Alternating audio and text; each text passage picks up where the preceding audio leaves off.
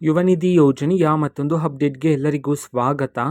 ನಾನು ನಿಮ್ಮ ಪ್ರೀತಿಯ ಶಿವು. ಇವತ್ತಿನ ಒಂದು ವಿಡಿಯೋದಲ್ಲಿ ಯುವನಿಧಿ ಯೋಜನೆಯ ಹಣವನ್ನು ಪಡಿತಕ್ಕಂತಹ ವಿದ್ಯಾರ್ಥಿಗಳ ಖಾತೆಗೆ ಕಳೆದ 3 ತಿಂಗಳಿಂದ ಯುವನಿಧಿ ಯೋಜನೆಯ ಹಣ ಬಂದಿಲ್ಲ ಅಂತಂದರೆ ನಿಮಗೆ ಇದೀಗ ಒಂದು ಮುಖ್ಯವಾದ ಮಾಹಿತಿ ಆದರೆ ಬಂದಿದೆ. ಬನ್ನಿ ಇದರ ಬಗ್ಗೆ ಇನ್ಫಾರ್ಮೇಷನನ್ನು ಈ ವಿಡಿಯೋದಲ್ಲಿ ನಾವು ತಿಳ್ಕೊತಾ ಹೋಗೋಣ.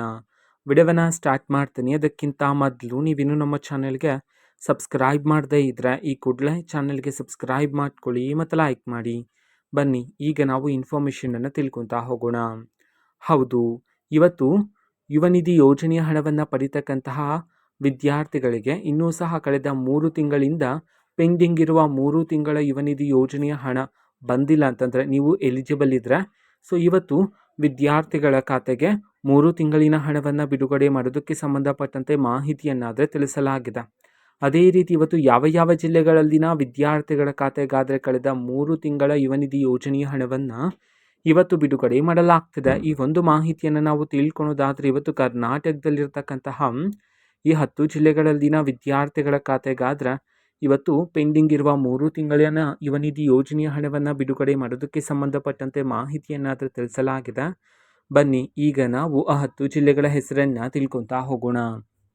ಮೊದಲಿಗೆ ಮಂಡ್ಯ, ಮೈಸೂರು, ರಾಯಚೂರು, ರಾಮನಗರ, ಶಿವಮೊಗ್ಗ, ತುಮಕೂರು, ಉಡುಪಿ, ಉತ್ತರ ಕನ್ನಡ, ಬೆಂಗಳೂರು ನಗರ, ಬೆಂಗಳೂರು ಗ್ರಾಮಾಂತರ.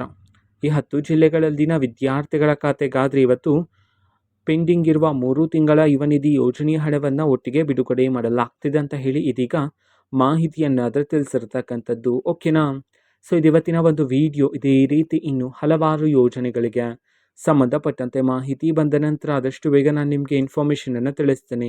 ಅದಕ್ಕೋಸ್ಕರ ಚಾನೆಲ್ಗೆ ಸಬ್ಸ್ಕ್ರೈಬ್ ಮಾಡ್ಕೊಳ್ಳಿ ಮತ್ತು ಇನ್ಫಾರ್ಮೇಷನ್ ಇಷ್ಟ ಆಗಿದ್ದರೆ ನಿಮ್ಮ ಫ್ರೆಂಡ್ಸ್ ಆ್ಯಂಡ್ ಫ್ಯಾಮಿಲಿ ಮೆಂಬರ್ಸ್ಗೂ ಸಹ ವಿಡಿಯೋವನ್ನು ಶೇರ್ ಮಾಡಿ, ಜೊತೆಗೆ ಚಾನೆಲ್ಗೆ ಸಬ್ಸ್ಕ್ರೈಬ್ ಮಾಡಿಕೊಂಡು ಸಪೋರ್ಟ್